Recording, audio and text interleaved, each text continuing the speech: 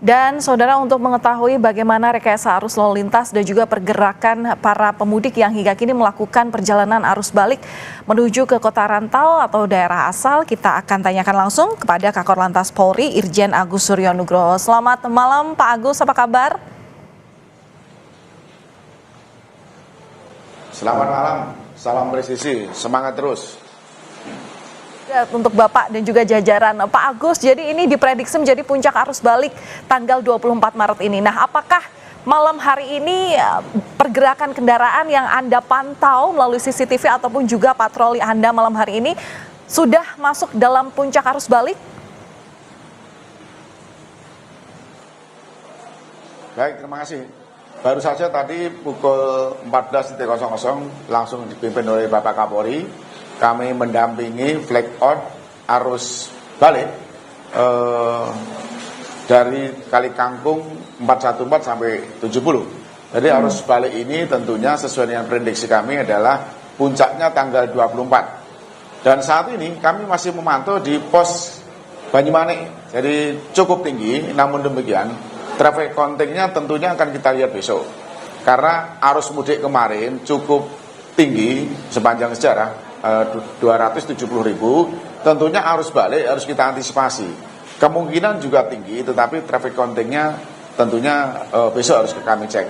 Tapi langkah-langkah strategi untuk manajemen rekayasa lalu lintas sudah kami lakukan. Mulai tanggal 23 kita sudah one way tahap pertama presisi, terus malam kita perpanjang lagi dari 390 sampai ke kilometer 70. Dan hari ini flag out dari 414 sampai 70, bahkan ada bangkitan arus yang cukup tinggi yang ada di Jawa Tengah. Dari kilometer 560 kita lakukan one way lokal dari 560 hingga 414. Hari ini masih kita pantau, dari semua anggota masih standby untuk memantau traffic daripada arus balik, biarpun kondisinya saat ini di Semarang hujan. Oke, Pak Agus, kami paham ada beberapa rekayasa arus lalu lintas yang telah diterapkan, salah satunya adalah one way nasional. Tapi tadi ada juga jurnalis Kompas TV yang melaporkan di wilayah Gentong, Pak, di jalur arteri ini terjadi kemacetan, bahkan antriannya mencapai 5 km. Apakah ini sudah diprediksi ataupun juga sudah ada penanganan khusus terutama di jalur arteri menjadi yang berdampak dari one way nasional di gerbang tol? Klaster 2 dari jalan nasional termasuk jalan alternatif di kabupaten, jalan tol, semua kita kelola. Jalan tol tentunya ini ada one way, dampak daripada one way, jalan arteri juga cukup sibuk karena ini masih aglomerasi. Jadi H+3 Lebaran masih silaturahmi lokal, baik Gentong termasuk Mengkreng Jawa Timur, Gadok, termasuk Bali, termasuk daerah Melambong di Jawa Barat cukup padat. Namun demikian tim urai kami yang dipimpin oleh Pak Kapolda, ada Kasat Lantas di Lantas, itu sudah memplotting sesuai dengan pos terpadu, pos pelayanan, sehingga betul-betul karena arusnya cukup tinggi, ini harus dikelola dengan strategi penyiapan alih arus maupun manajemen lalu lintas yang sudah kita siapkan. Dan ini sudah kita gladikan ketika one way dimulai, dampak daripada eksesnya tentunya ada di arteri. Baik, Pak, ini untuk pergerakan di arus balik diprediksi lebih tinggi angkanya. Ada 285.000 kendaraan yang akan kembali dibandingkan dengan puncak arus mudik yang hanya 270.000 kendaraan. Apa yang jadi sebab terkait hal ini, Pak? Proyeksi itu kalkulasi untuk prediksi ya.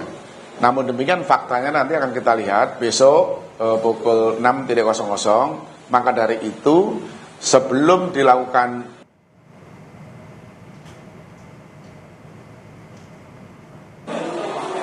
eksekusi one way tahap pertama presisi atau tahap pertama dari 263 sampai ke 70. Ini kita ambil dulu yang flow dari timur.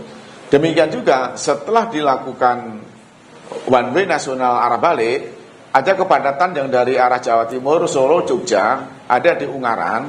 Maka dari itu kita juga eksekusi dari 560 kita lakukan one way lokal yang mengarah ke Jakarta sampai dengan 414. Ini bagian daripada pemantauan secara digital, teknologi yang memantau flow yang ada di Jawa Tengah. Nanti akan kita lihat apakah puncak arus balik ini ada di 24 atau mungkin besok kami juga akan perpanjang one way apabila bangkitan arus itu masih tinggi.